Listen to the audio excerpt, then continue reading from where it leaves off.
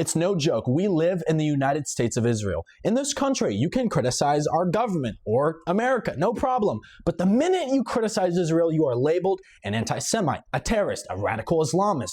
They try to get you fired from your job, blacklist you from having a career at all. They might even file hate crime indictments against you.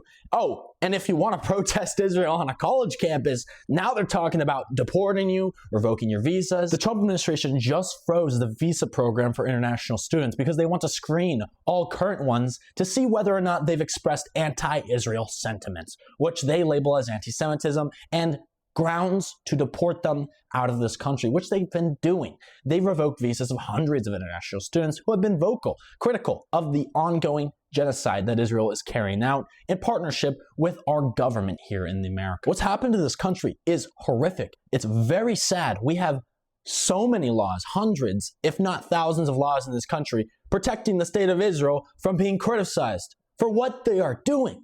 If you want to boycott Israel, you can't work for many of our state governments, let alone the federal government. You can't have contracts with the federal government or state governments. Oh, and don't you dare try changing the system by running as an elected official in Congress. The pro-Israel lobby will swoop in and oust you out of that primary as fast as you can say genocide. Our news outlets, our media figures are not helping at all. In fact, they're part of the problem.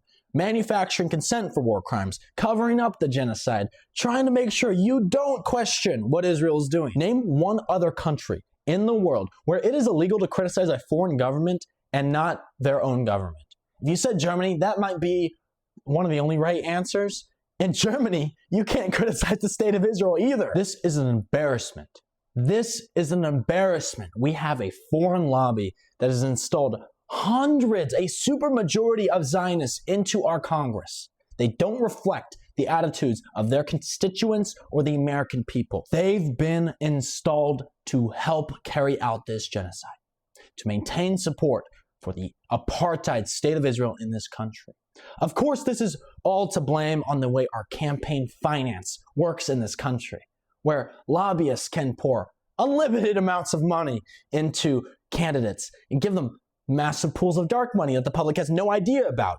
So they're beholden to these corporate interests, these interests of foreign governments like Israel, and not your interests because you're not giving them as much money. It has been over a decade already since it was proven that the interests of the American people have no effect on the likelihood of our government passing a policy. No matter how popular a certain policy is, no matter how unpopular it is, there is no effect on whether or not they will pass it into law. Do you know what does have an effect?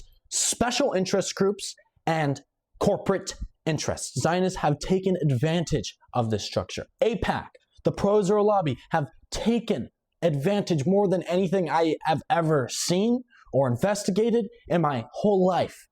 They have captured our whole entire government, and there's nothing we can do about it. They're all in there. They're not going to censor each other or remove each other from power. They're in there for years. And the pro-Israel lobby has also contributed to the Democrat Party's decline, their implosion.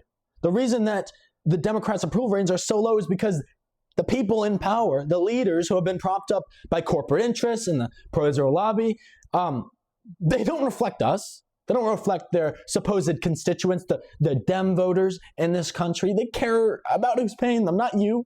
They won't ever do anything to help you.